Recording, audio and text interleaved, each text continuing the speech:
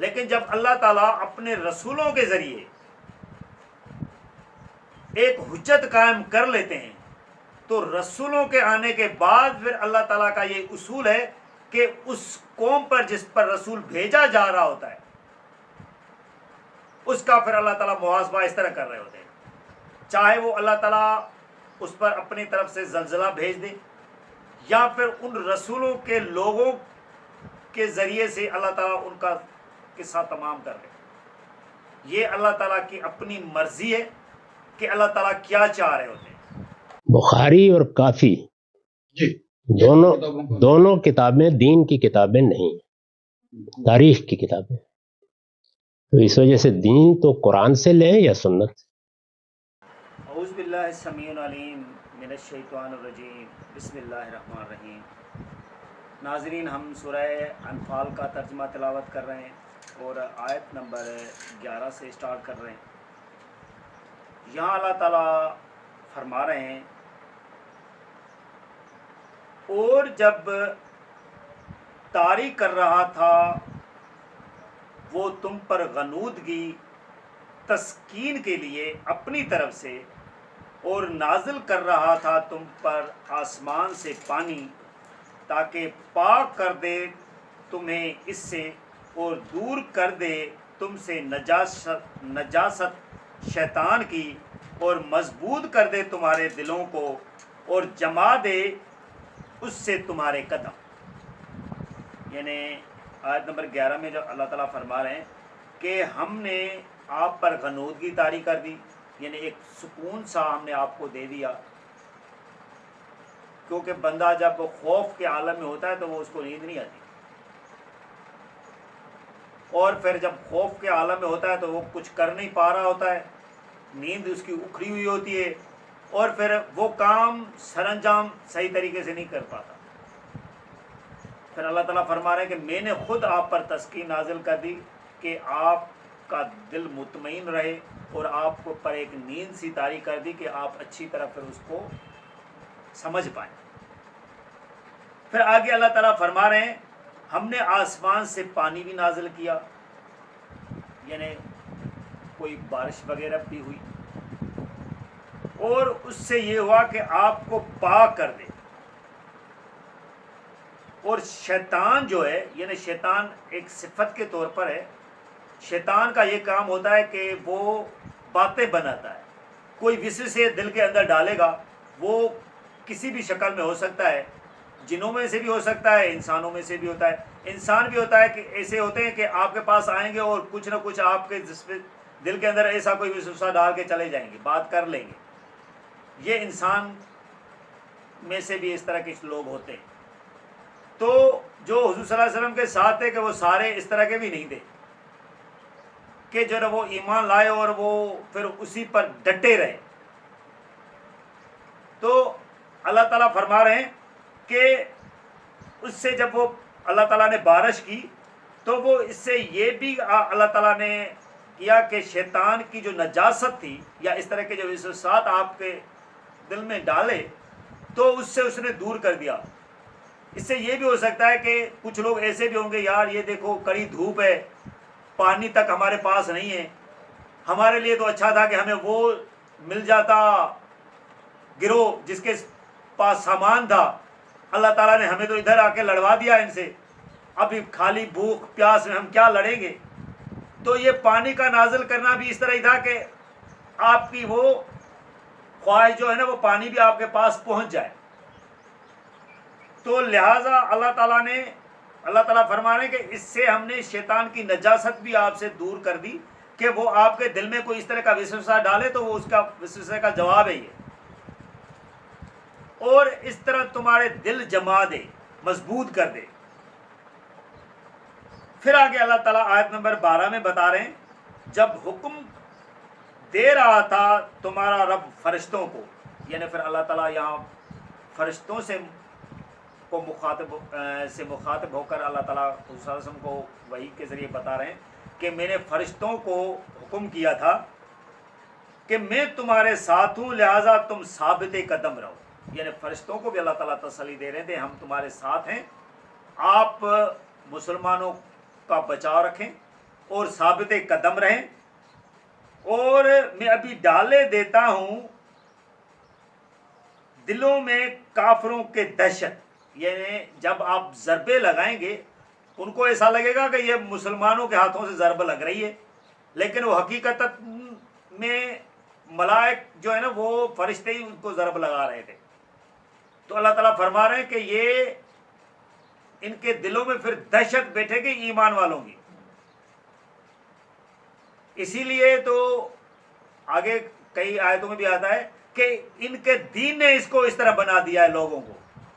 یعنی وہ سمجھ رہے تھے کہ یہ جو دین ہے ان کو ایسا نڈر بنایا ہے اس نے کہ یہ کسی کی بات ہی نہیں سن رہے ہیں، لڑ پڑتے ہیں. یہ بھی وہ لوگ باتیں کرتے تھے، حالانکہ وہ اللہ تعالیٰ کی نصرت تھی. اللہ تعالیٰ کو وہ اتنا کچھ جان رہے ہوتے تھے کہ اللہ تعالیٰ جیسا چاہتا ہے وہ کرتا ہے. اور بالکل یہی بات ہے کہ اللہ تعالیٰ کو اپنی کائنات چلانے کے لیے نہ کسی کی ضرورت ہے. یہ تو ایک قاعدہ ہے، قانون ہے جو اللہ تعالیٰ نے نبھایا ہوتا ہے.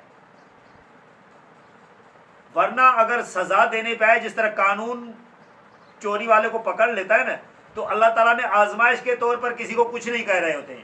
ورنہ اگر کوئی بندہ کچھ کام کرے، اللہ تعالیٰ اس کو اسی ٹائم سزا دے تو دوسرے دن وہ کانپے گا، کوئی کام بندہ نہیں کر پائے گا.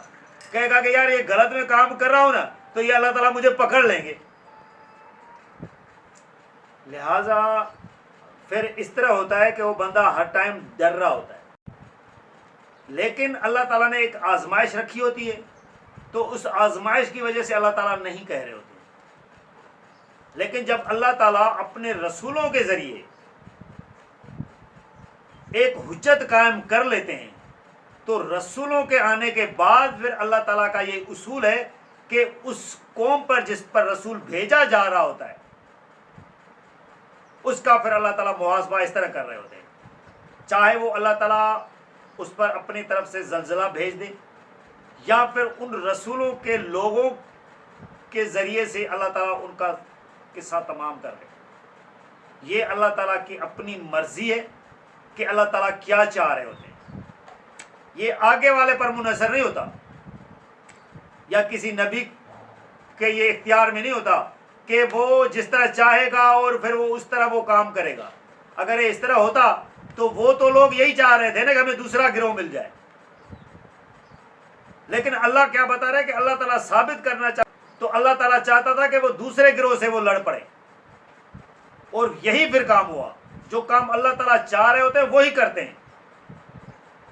تو آپ یہ مت سمجھیں کہ یہ انبیاء وغیرہ یا باقی جو بھی لوگ ہیں یہ اپنی مرضی سے کچھ کر سکتے ہیں.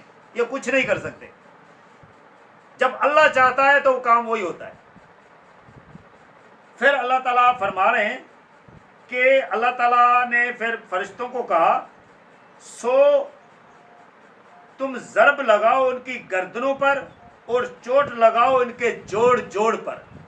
یعنی فرشتوں کو اللہ تعالیٰ فرما رہے ہیں کہ ان کی گردنیں مارو اور ان کے جوڑ جوڑ پر آپ چوٹیں لگائیں کہ ان کا خاتمہ ہو جائے. یہ خاتمہ اللہ تعالیٰ فرشتوں کے ذریعے کروا رہے تھے، لیکن سامنے کون تھے؟ ایمان والے. جو کافر لوگ ہوتے ہیں نا وہ تو ان فرشتوں کو اس طرح مان ہی نہیں رہے ہوتے. تو وہ اس کو جو اللہ تعالیٰ کے اپنی ایک معجزہ تھا اس کو تو مان ہی نہیں رہے تھے. ان کے نظر میں یہ تھا کہ یہ لوگ ہمیں کیسے مار گئے، ہمیں یہ بات نہیں سمجھ میں آ رہی ہے. اور جو اللہ بات بتا رہا ہوتا ہے اس کو تو جو ایمان والا نہیں ہوگا تو وہ نہیں مانے گا. آج بھی دیکھیں اگر کافروں کو آپ یہ بات بتائیں گے تو وہ نہیں مانیں گے. آپ کے کام میں ہچے نکالیں گے وہ بات یہ نہیں مانیں گے. تو یہ بات اس ٹائم کے کافروں کی بھی یہی تھی. پھر آگے اللہ تعالیٰ فرما رہے ہیں یہ اسی لیے کہ مخالفت کی ان لوگوں نے اللہ کی اور اس کے رسول کی، اور جو مخالفت کرتا ہے اللہ کی اور اس کے رسول کی تو بے شک اللہ سزا دینے میں بہت سخت ہے. یعنی اللہ تعالیٰ فرما رہے ہیں کہ یہ میں نے کیوں کیا؟ اسی لیے کیا کہ یہ اللہ اور اس کے رسول کی مخالفت کر رہے تھے. تو یہ میں نے بتایا نا کہ یہ جب اللہ اور اللہ کے رسول سے جب بندہ مخالفت کر رہا ہوتا ہے تو اللہ تعالیٰ اس طرح کے معجزات اسی ٹائم ظاہر کر رہے ہوتے ہیں. یہ اللہ تعالیٰ کی اپنی مرضی پر ہے کہ وہ کسی اور طریقے سے عذاب بھیجے ان کو، یا ان لوگوں کے ذریعے سے ان پر عذاب دلوائے ان کو۔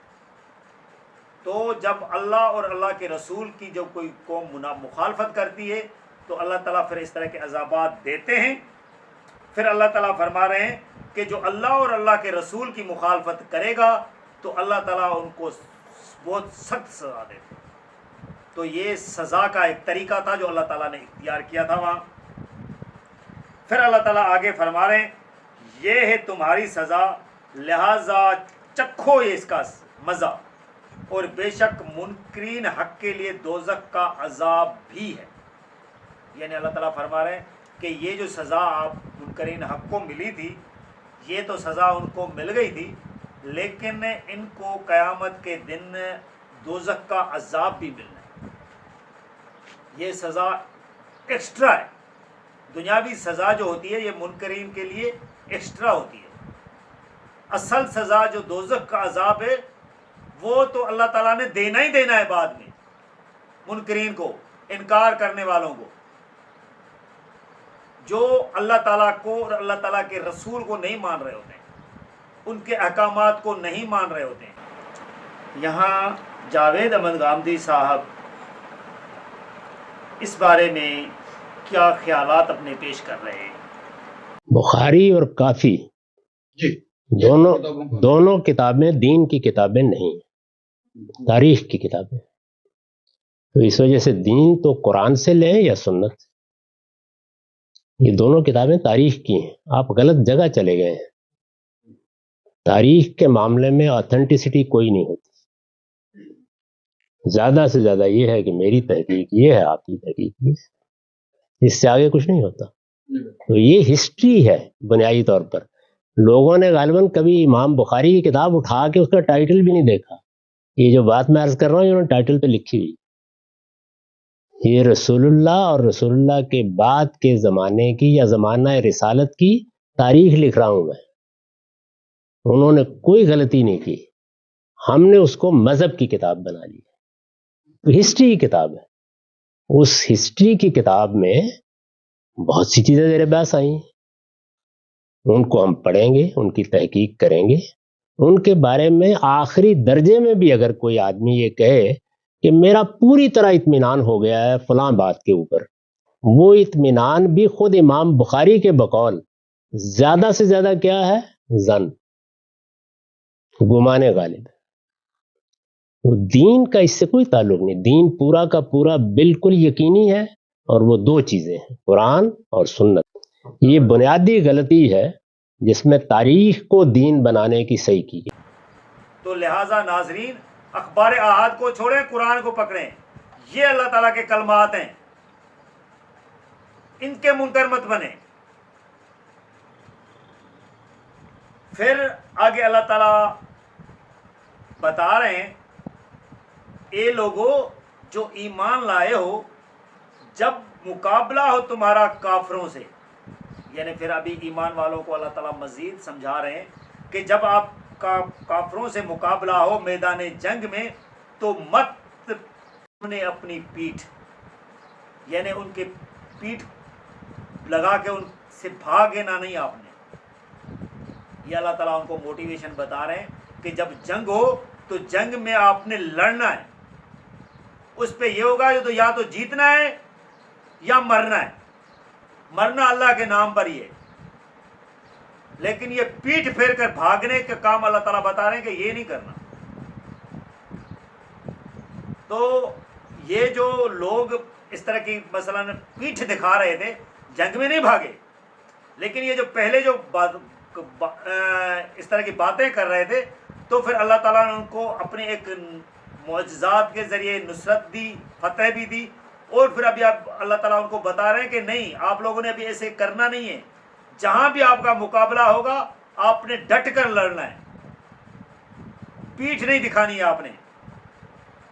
اور جو پھرے گا ان کے سامنے اس دن دکھائے گا پیٹھ، سوائے اس کے کہ چال چلنا چاہتا ہو جنگ کے لیے یا جا ملنا چاہتا ہو فوج سے، اس کے علاوہ تو وہ گر جائے گا اللہ کے غضب میں، اور اس کا ٹھکانہ جہنم ہوگا جو بہت ہی برا ٹھکانہ ہے۔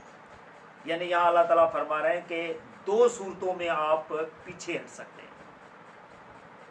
یا آپ کوئی ایسی چال چلنا چاہ رہے ہیں کہ چال چل کے آپ اس کو گھما کے مارنا چاہ رہے ہیں، اس میں آپ پینترا بدل سکتے ہیں، کوئی اور رخ اختیار کر سکتے ہیں، یا آپ کو پتا ہے کہ میرے ساتھی کچھ پیچھے ہیں، میں پیچھے اپنے ساتھیوں سے مل جاؤں گا اور کوئی ایسا کام کروں گا، پھر تو آپ یہ کام کر سکتے ہو ادھر۔